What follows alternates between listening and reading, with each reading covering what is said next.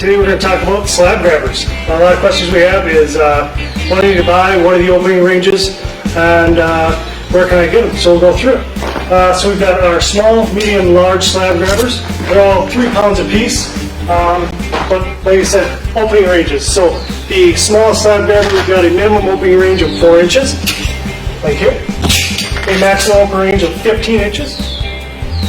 The medium slab grabber has a minimum opening range of 10 inches and a maximum opening range of 20 inches.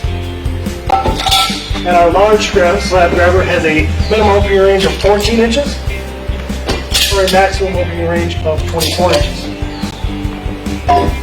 Not only do our slab grabbers lift slabs, but they also do retaining wall block. So we get closer up, I will take my medium slab grabber and I will adjust it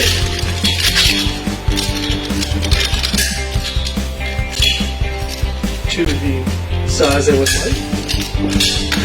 On my retaining wall block, and I'm up.